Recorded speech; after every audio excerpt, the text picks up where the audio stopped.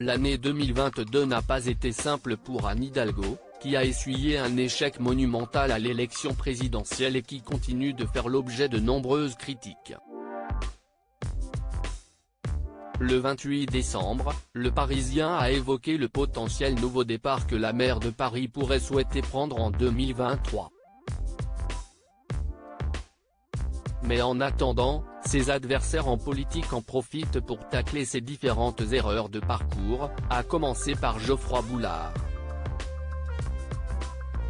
Le maire Les Républicains du 17e arrondissement de la capitale a assuré qu'après la présidentielle, Anne Hidalgo avait perdu toute crédibilité au plan national, mais aussi local puisque les Parisiens n'ont pas voté pour elle. Cash, celui qui est également vice-président de la métropole du Grand Paris, a estimé que son score à Paris, 2,18%, note de la rédaction, l'a considérablement fragilisée et que les attaques verbales et interpellations publiques dont elle a fait l'objet lors de ses récentes sorties sont très inquiétantes. Revenant sur le score d'Anne Hidalgo durant l'élection présidentielle et sur la période qui a suivi, un membre de l'exécutif a expliqué qu'elle a manifestement vécu une petite dépression. Supérieur à Anne Hidalgo, Emmanuel Macron, Valérie Pécresse.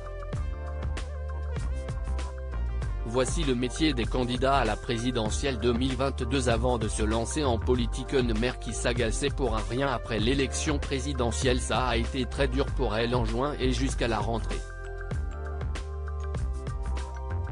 On la sentait ailleurs et fébrile, a appuyé un adjoint, tandis qu'un membre de son entourage a insisté sur la peine qu'elle a semblé avoir à se relever de son échec. Elle était à fleur de peau et s'agaçait pour un rien. C'était très difficile. Et Anne Hidalgo ne peut pas compter sur la Macronie, ni sur sa rivale de toujours, Rachida Dati, pour l'aider à sortir la tête de l'eau puisque les membres du gouvernement et son ennemi juré des Républicains profitent de la moindre occasion pour la critiquer copieusement. En attendant, la maire de Paris se tourne vers la préparation des Jeux Olympiques de 2024, pour tenter de rebondir, en parallèle de ses grands projets stratégiques sur la transition écologique, comme le note son entourage. Deux priorités pour l'année à venir qui risquent de mettre en jeu son avenir politique. Article écrit avec la collaboration de 6 médias Crédit Photo, Stéphane Le Mouton.